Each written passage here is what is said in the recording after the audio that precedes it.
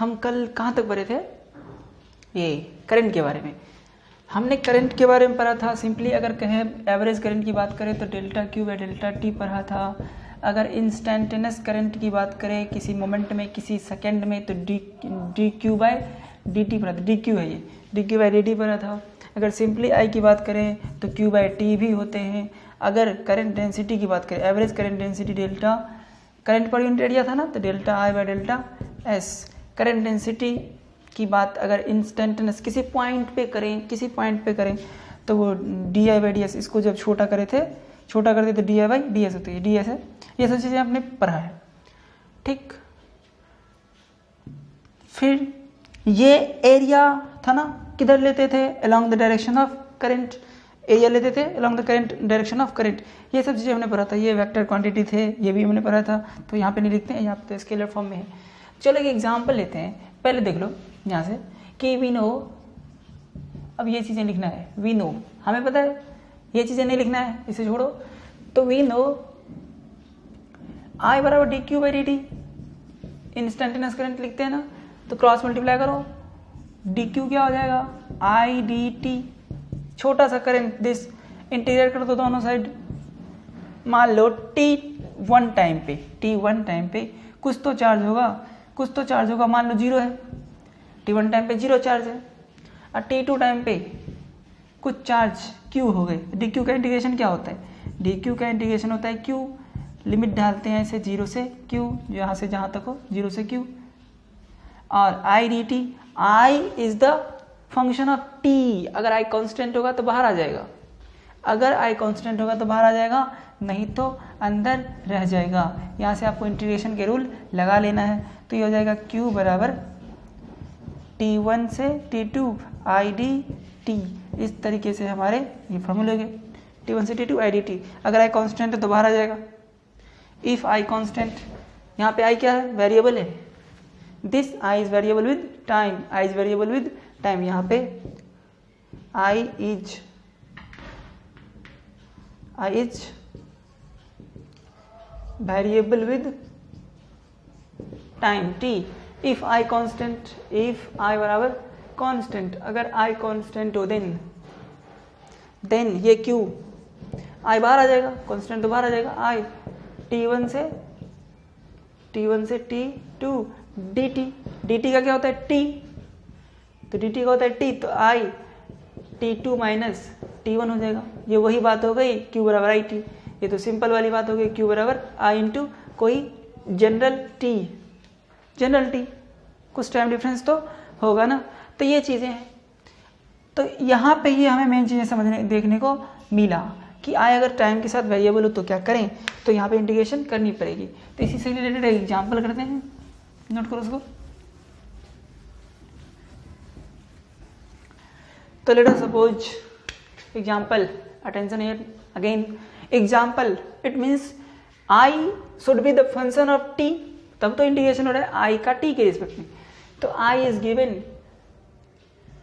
3t plus 2, this is given, I is given this, it means as time changes current changes, it means current is variable current है, I is variable with t, उसके लिए तो integration वाली use करना पड़ेगा।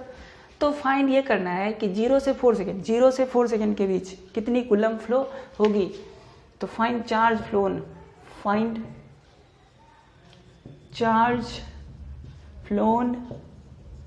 from 0 second to 4 second, and also find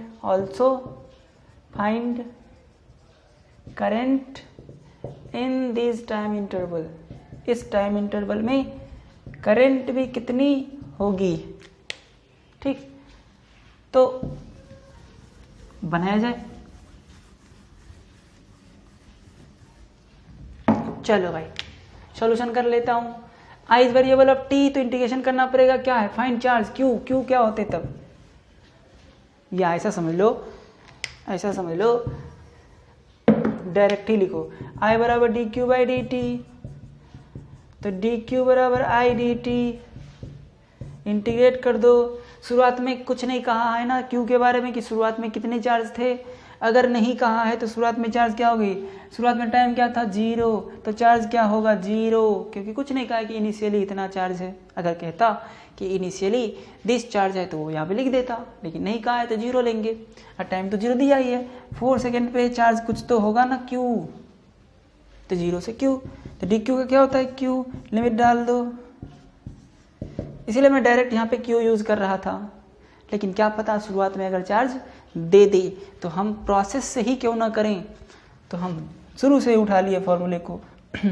ठीक, आई ये 0 से 4, आई के बदले क्या रखूँ 3 2 प्लस 2, आगे क्या dt, अब इंटीग्रेशन करनी पड़ेगी भाई, ये तो q माइनस 0 तो q होगा, upper limit minus lower limit, इसके जगह पहले ऊपर वाले डालते हैं माइनस, फिर इसके जगह 0 वाले तो q माइनस 0, तो ये हो गए 3t dt, तो 3t में पावर में एक ऐड होता है उसी से डिवाइड होता है, t का पावर 1 है ना, तो पावर जो होते हैं ना वेरिएबल का, वेरिएबल कौन है यहाँ पे t, इंटीग्रेशन आपको पता होना चाहिए, तो पावर में एक ऐड और उसी पावर से डिवाइड, 3 कांस्टेंट बाहर रहते हैं, प्लस 2 dt, 2 कांस्टेंट बाहर, dt का t होता है यानी dx का x यानी dt का t, तो लिमिट डाल दें 0 से 4, चलो q माइनस 0 q हो गए।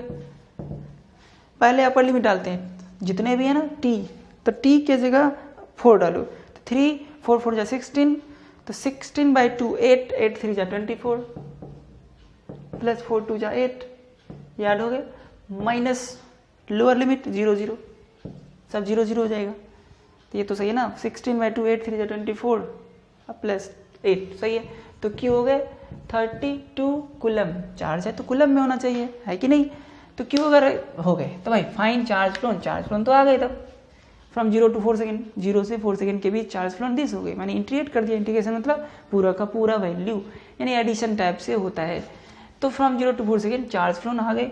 Also find the current in this time interval, in this time interval it means 0 to 4 second current निकालना है, तो करंट इज Q/T, कौन सी T 0 से 4 सेकेंड मतलब कितना सेकेंड हुआ 4 सेकेंड हो गया, तो I बराबर Q/T यानी 32/4 इट मीन्स 8 एम्पियर। आगे ऐसा नहीं है कि हम 4 यहाँ पे डाल देते तो आया जाता, ऐसा थोड़ा ना, तो 4 दे दिया 12 2 कुछ और आता तो बातें कुछ और होती, तो वो चीज़ें नहीं है यहाँ पे, तो इस तरीके से हम इसको सॉल्व कर लेंगे क्या, ठीक है। अब हमारे पास टॉपिक आने वाले हैं ड्रिफ्ट स्पीड।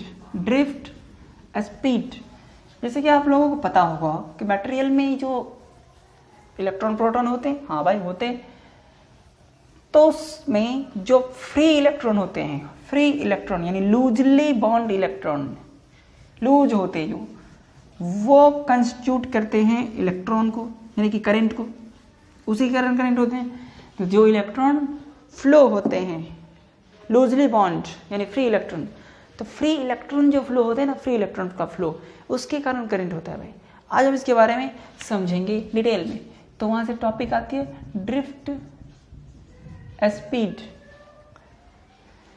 तो ठीक, मैं पहले बता दूं कि फ्री इलेक्ट्रॉन, पहले तो लैटिस बना लो, चलो एक मटेरियल है ऐसा कुछ, उसकी ये लैटिस स्ट्रक्चर है,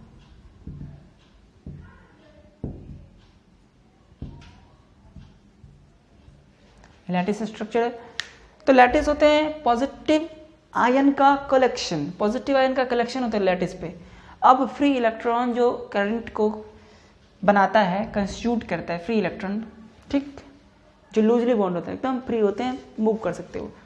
तो जैसे ही वो फ्री इलेक्ट्रॉन मूव करना चाहता है, ये मान लो फ्री इलेक्ट्रॉन कहीं पे है, मूव करना चाहता है, तो जैसे ही ये इलेक्ट्रॉन मूव करना चाहता है तो लैटिस से टकराता है, लैटिस से टकरा के इसकी स्पीड क्या हो जाती है, कम। अब ये चलना चाहता है लेकिन लैटिस से टकरा जाता है, जैसे टकरा जाता है कि फिर इसकी स्पीड मतलब डायरेक्शन भी चेंज हो जाते हैं, जिधर जाने का मन होता है, मतलब टकराने के कारण रैंडम डायरेक्शन में जिग-जैग बाद में घूमने लगते हैं।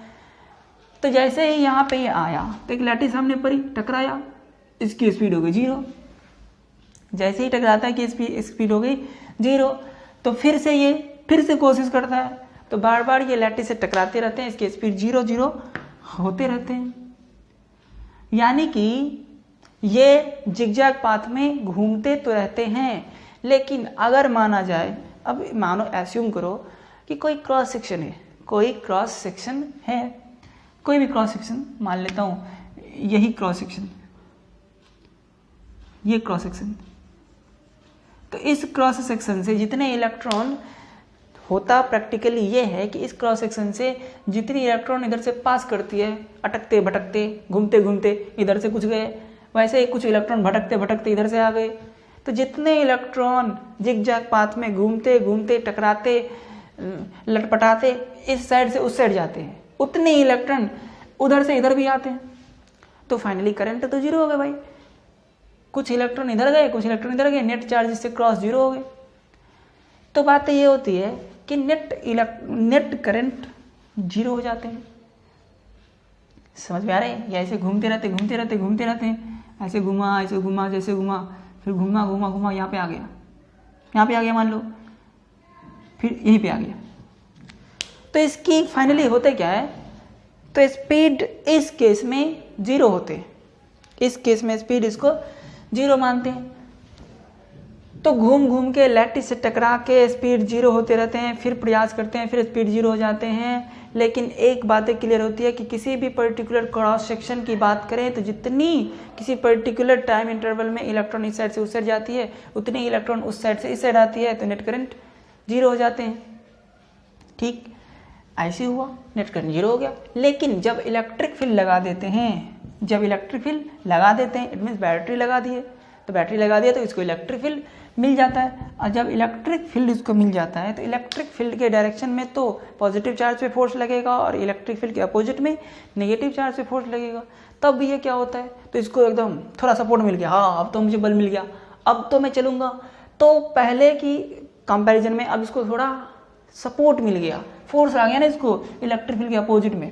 इधर अगर इधर इलेक्ट्रिक फील्ड दूँ तो इधर फोर्स लगेगा, इधर इलेक्ट्रिक फील्ड दिया तो इधर फोर्स लगेगा। तो अब क्या होता है, ये अब भी वही काम कोशिश तो करता है, फोर्स तो लगेगी इधर, फोर्स किधर लगेगी, इस पे इधर लगेगी फोर्स इस बार, क्योंकि इलेक्ट्रिक फील्ड इधर है ना, तो इस पे फोर्स इधर लगेगी, इधर फोर्स इलेक्ट्रिक फील्ड के अपोजिट होते हैं इलेक्ट्रॉन पे फोर्स, तो फोर्स लगेगी तो ये चलना शुरू करेगा, फिर चलना शुरू करेगा कि फिर लैटिस से टकरा जाएगा, फिर इसकी स्पीड जीरो। फिर इलेक्ट्रिक फील्ड तो है ही, तो इलेक्ट्रिक फील्ड तो है ही, तो फिर उसको कहा उठो उठो उठो, फिर फोर्स बेचारा फिर उठा, फिर इलेक्ट्रिक फील्ड है ही तो फिर फोर्स लगा, फिर इसको बल मिला, फिर चलने लगा, फिर लैटिस से टकराया, फिर स्पीड जीरो हो गया। यानी कि ये कंटिन्यूसली ये प्रोसेस चलते रहते हैं, ये बार बार लुढ़क लुढ़क के लैटिस से टकरा टकरा के गिरते रहता है और फिर से कोशिश कर करके धीरे धीरे धीरे धीरे आगे बढ़ते रहता है। तो इस तरीके से इस बार वो कुछ कुछ ड्रिफ्ट कर जाता है, इस इलेक्ट्रिक फील्ड के फोर्स के कारण, इलेक्ट्रिक फोर्स के कारण कुछ इस बार ये ड्रिफ्ट कुछ बहुत लंबे टाइम में, लॉन्ग टाइम में कुछ ड्रिफ्ट कर जाता है। समझ में आ रहे हैं? तो जब इलेक्ट्रिक फील्ड नहीं होता है तो कुछ भी इसका ड्रिफ्ट नहीं होता है, कुछ डिस्टेंस कवर नहीं करते ये। लेकिन जब इसको इलेक्ट्रिक फील्ड मिलती है, थोड़ा सपोर्ट मिल जाता है, गिरता तो अब भी है बट इसको थोड़ा ज़्यादा स्पीड मिलता है, फोर्स मिलता है ना, फोर्स मिलता है, इसको ज़्यादा स्पीड मिलती है, बार बार गिरता है, वेलोसिटी जीरो होती है, उठता है, फिर चलने लगता है। तो ये कहानी इसके होते हैं। तो ठीक है भाई, जब इलेक्ट्रिक फील्ड मिलता है तो ये चीज़ें थोड़ा ड्रिफ्ट कर जाते हैं। मान लेता हूँ मैं कि इसी फिगर मान लेता हूँ, मान लो यहाँ से यहाँ आगे फोर्स लगा तो इलेक्ट्रिक फील्ड के अपोजिट इधर से इधर आ गए, तो कुछ तो ड्रिफ्ट हो गया ना, कुछ तो ड्रिफ्ट हो गया। मान लेता हूँ एल, कुछ खिसक गया एक लॉन्ग टाइम में। एल कितने में? इन लॉन्ग टाइम में, लॉन्ग टाइम टी। एल जो खिसका है, हम इधर इलेक्ट्रिक फील्ड लेते ना तो उधर खिसकता। इलेक्ट्रोस्टैटिक में आपको पता होना चाहिए कि नेगेटिव चार्ज के अपोजिट में फोर्स लगते हैं। ठीक, तो ये कहानी है। तो पहले तो ये बताऊं कि नेट करंट जीरो होते हैं जब इलेक्ट्रिक फील्ड नहीं होते, तो कैसे? तो व्हेन, सबसे पहले ये तो फ्री इलेक्ट्रॉन कंस्टिट्यूट, छोटी सी बात, सबसे पहले free electrons in material constitutes current। ठीक, when there is no electric field in the material,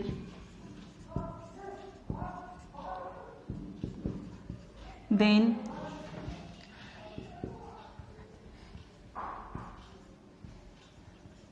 charge passing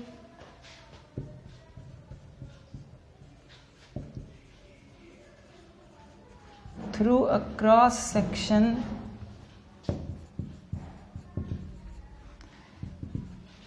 in a small time,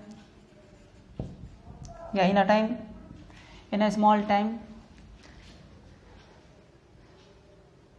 then charge passing through a cross section in a small time from left to right and right to left, from ऐसे कर दो left to right and right to left is same, so net current 0, so net current is 0 in this case. in this case में कोई current नहीं होता है, तो मैंने क्या लिखा, फ्री इलेक्ट्रॉन के कारण करंट कंस्टिट्यूट होते हैं when there is no electric field, जब इलेक्ट्रिक फील्ड हो ही ना, then charge passing through a cross section in a small time, कुछ टाइम में, from left to right, left से राइट, राइट से लेफ्ट, किसी क्रॉस सेक्शन से left to right and right to left is same, so net, दो बार लिख दिया मैंने, so net current is 0 in this case. हाँ चलो भाई अब इलेक्ट्रिक फील्ड लगाओ, तो when there is electric field, when electric field is applied, इसके नीचे से लिख लो यहां से, when electric field is applied then electron experiences a force, experiences a force and drifts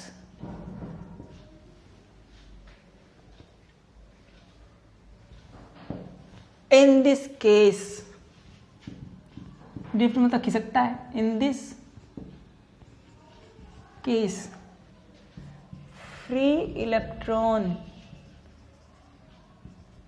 collides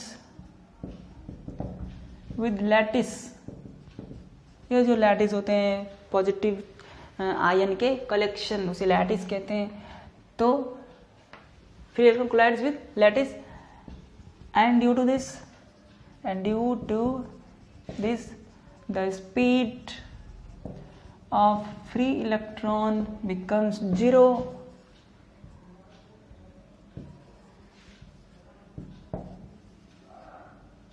However, free electron again starts, इसको रब कर दूंगा मैं, नोट कर लो,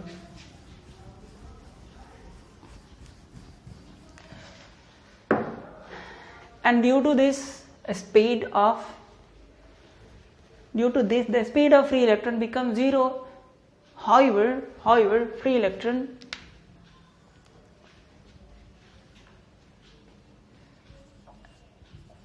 again starts with some speed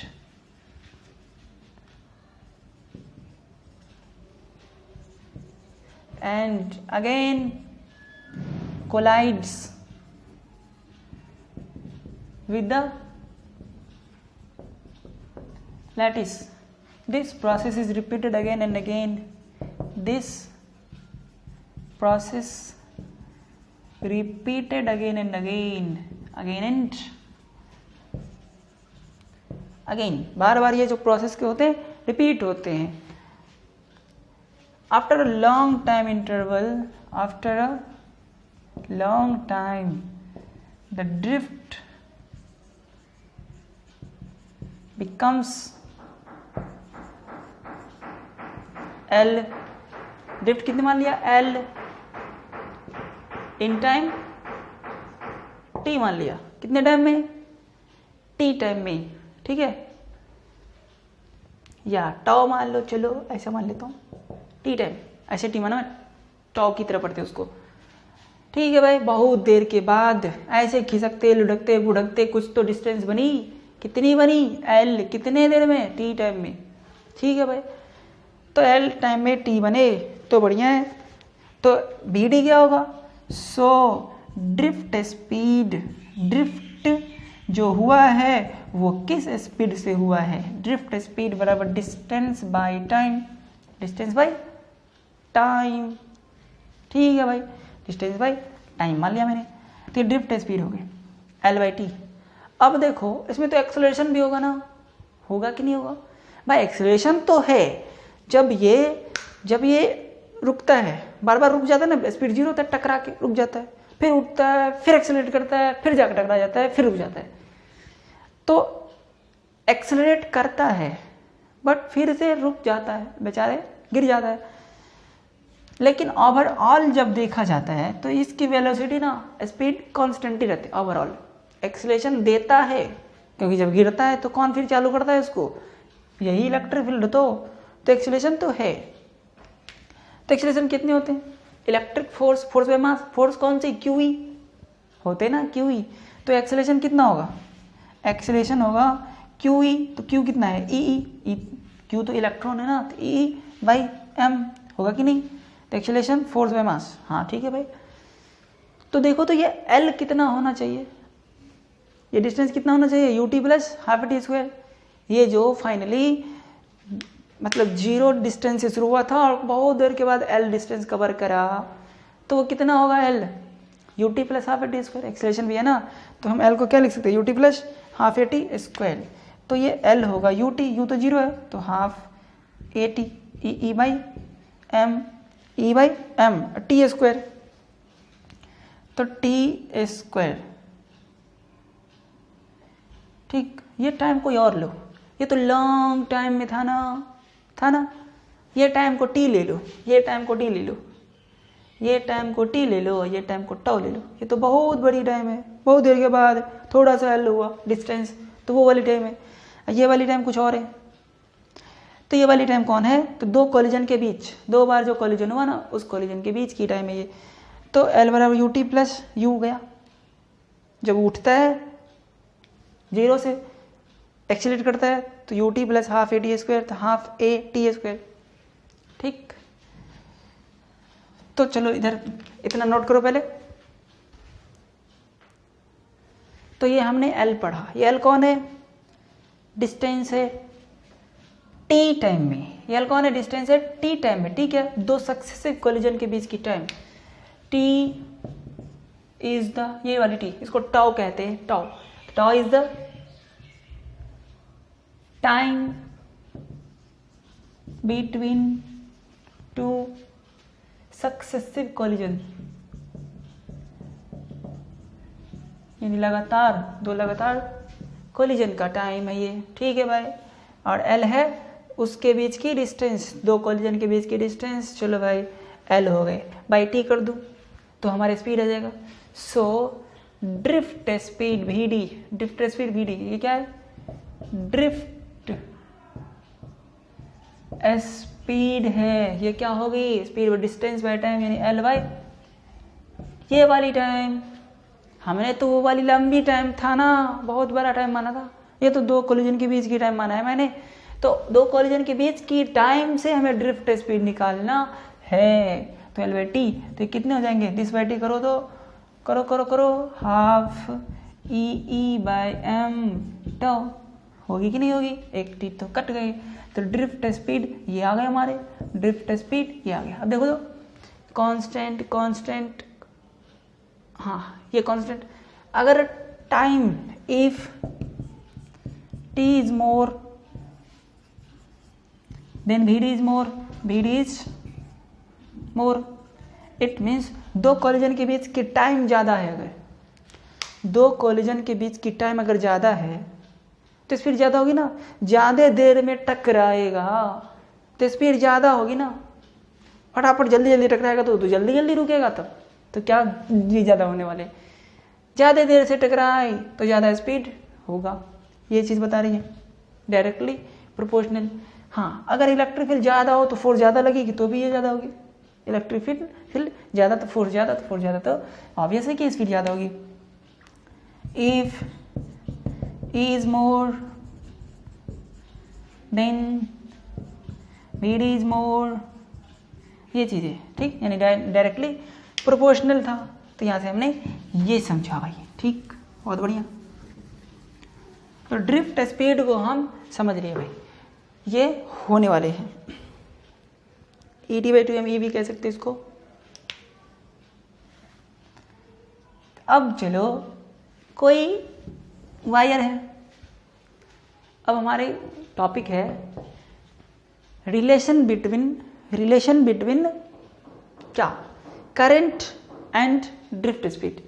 तो ये ड्रिफ्ट स्पीड के कारण ही तो इलेक्ट्रॉन यानी फ्री इलेक्ट्रॉन ड्रिफ्ट करते धीरे धीरे, ठीक, तो धीरे धीरे ड्रिफ्ट करते हैं, तो फिर करंट बननी चाहिए, तो करंट और ड्रिफ्ट स्पीड में कुछ तो रिलेशन होनी चाहिए, तो वही relation between current and drift speed, ठीक है, हाँ, तो करके देखते हैं।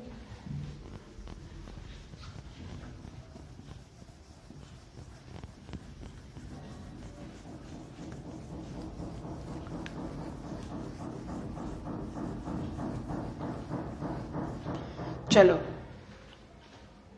कोई वायर लेता हूं, ये वायर लिया, इसकी क्रॉस सेक्शन एरिया माना, कुछ तो मानो क्रॉस सेक्शन एरिया ए, जिसके थ्रू इलेक्ट्रॉन क्रॉस करेगा।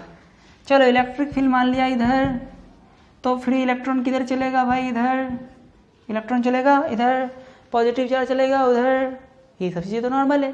किस स्पीड से चलेगा ये इलेक्ट्रॉन, ड्रिफ्ट स्पीड से ही तो चलेगा ना, हाँ VD ड्रिफ्ट स्पीड, ठीक है भाई। हमें आई निकालना है, करंट की रिलेशन चाहिए ना, करंट क्या होता है, I बराबर Q/T। तो भाई किसी टी टाइम में कुछ तो DQ क्रॉस करेगा ना, इसको कुछ तो DQ क्रॉस करेगा। तो मान लो DQ यहाँ से यहाँ तक मान लेता हूँ, मान लो ये छोटा सा सेक्शन है, छोटा सा सेक्शन, एकदम छोटा सा, थोड़ा बड़ा दिखाया हूँ, दिखाने के लिए तो बार दिखाना पड़ेगा ना, ठीक। तो ये छोटा सा डिस्टेंस मान लेता हूँ, बढ़िया है।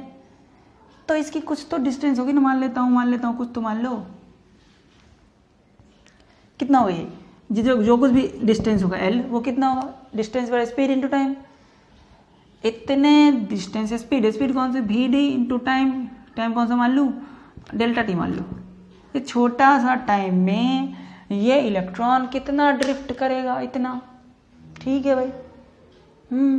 इसमें कितनी चार्ज आएगी इसके अंदर, इस डब्बे में, मैं क्यों कर रहा हूँ इसे, क्योंकि इतनी जो कुछ भी टाइम छोटा सा होगा उस टाइम में इसको कितना क्रॉस करेगा, मान लो ऐसा समझो, कैसे समझो, मैं इधर से इलेक्ट्रॉन आ रहे हैं, ठीक, और मैं यहाँ पे खड़ा हूँ, मान लो 2 सेकेंड तक हमें, यानी 0 या 1 सेकेंड या 0.1 सेकेंड तक खड़ा रहना है, देखना है कि कितना इलेक्ट्रॉन आ गया। तो मैं खड़ा होकर देख रहा हूँ, और जैसे ही यहाँ पे क्रॉस कर रहा है, मान लो मैं 0.5 सेकेंड तक ये बातें करना है, देखना है कि कितना इलेक्ट्रॉन आ गया। तो मैं खड़ा होकर देख रहा हूँ, जब 0.5 सेकेंड आ गया, बीत गया, तो कहता हूँ अब रुको, अब कोई नहीं आएगा। तो 0.5 सेकेंड में जितनी आ गई इस साइड, उसको जमा कर लिया, तो ये इसी डब्बे में रहेगा ना, यानी कि वो DQ को मैं ΔQ कह देता हूँ। तो इसमें जो वॉल्यूम आने वाले हैं उसमें कितने आने वाले हैं, इसके अंदर कुछ तो चार्ज आएगा ना, ΔQ। तो वो ΔQ कितना होगा, ΔQ वही निकालना है, तब तो ΔQ/ΔT कर दूंगा। ये कितने टाइम में आया है, ΔT टाइम में, इतनी वॉल्यूम में ΔQ आया है। तो I बराबर ΔQ/ΔT करूंगा तो बात तो बन जाएगी, हाँ बात तो बनेगी, लेकिन ये ΔQ होगी कितनी, हाँ एक चीज़ होते हैं, मानता हूँ ना, पर यूनिट वॉल्यूम कुछ तो इलेक्ट्रॉन होगा ना, पर unit volume. Let us suppose, पहले तो एक कंडक्टर मानता हूँ, ये a conductor is applied an electric field,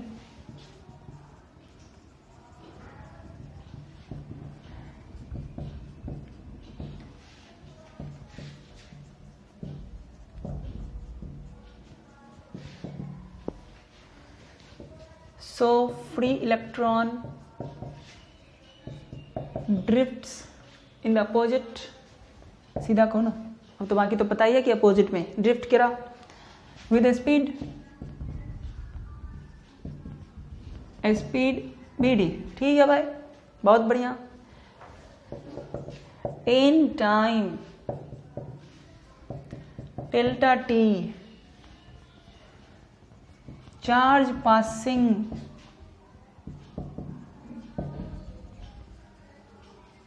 through a cross section A, cross section तो वही होगा ना, ये छोटा है थोड़ा ना होगा, अभी इसकी मोटाई है तो पूरी वायर से जाएगी, पूरी वायर से जाएगी ना, ऐसे थोड़ा ना कि चलो भाई आधा को माफ कर देता हूँ, थोड़ा कम से चलता हूँ, ऐसा नहीं होता है, पूरी क्रॉस सेक्शन जाएगी। तो इन time delta T charge passing through cross section ए, यानी वायर से, वायर की मोटाई से क्रॉस सेक्शन ए इज कितना, in time delta T charge passing through cross section A is delta Q, इतने से। Let N be the number density of charge, number density of charge, number density means charge per unit volume. बात पकड़ में आ गया, यानी कि n है charge by volume, charge per unit volume. तो वॉल्यूम किसकी, मैं जब खड़ा होकर देख रहा था तो इस एरिया में जितनी आए, यानी इस वॉल्यूम में, यानी ये सिलिंड्रिकल वॉल्यूम, तो इसकी एरिया इंटू लेंथ, सिलेंडर है ना, सिलेंडर है वो, सिलेंडर है, इसको काटो ना, काटो ऐसे, यहाँ से काटो, यहाँ से काटो, तो जो मिलेगा क्या बचेगा, सिलेंडर बचेगा। तो पाई आर स्क्वायर एच होते हैं बेस की एरिया इंटू हाइट, हाइट मतलब ये लेंथ, ठीक है भाई। तो चार्ज कितने हैं भाई, चार्ज है हमारे डेल्टा क्यू, क्रॉस करा है, किया है कि नहीं किया है। वॉल्यूम कितना है, एरिया इंटू लेंथ, तो एरिया इंटू लेंथ, तो delta Q volume area into length भी होते हैं। ये एरिया इंटू हाइट, यानी बेस की एरिया इंटू लेंथ या बेस की एरिया इंटू हाइट, ये सब चीज़ें होती है। एल है B D into area B D delta T, तो यहाँ से डेल्टा क्यू आ गए N A V D delta T, ये छोटा सा टाइम होता है और ये छोटा सा चार्ज होता है, इसी टाइम में जो चार्ज जमा हुआ। हाँ, अब आई निकालो तो, सो आई बराबर एवरेज आई बराबर दिस, ठीक। इसको मैं क्यू भी लिख सकता था, जहाँ भी डेल्टा, यहाँ पे मान लो टी लिख सकता था, यहाँ पे क्यू लिख सकता था, नो डॉट लिख सकता था। यहाँ पे मैंने कम ही टाइम का एलो दिया है भाई, ऐसा समझो कि कोई गेट खुल रही है, 1 सेकंड के लिए खुलेगी, जितना आदमी आना है आ जाओ। अब मैं जिंदगी भर के लिए खुला छोड़ सकता हूँ उस गेट को, तो ये भी होती है। तो हमने थोड़े टाइम के लिए छोड़ा है, तो थोड़े टाइम में थोड़े चार्ज, फुल टाइम में फुल चार्ज आती, बातें वही होती, प्रूफ तो वही होता। तो अब delta Q delta T, delta Q बताओ, डेल्टा क्यू कितने हैं, चलो चलो चलो इधर चलो, इसको मिटा देता हूँ, चलो ऊपर ऊपर दूँ।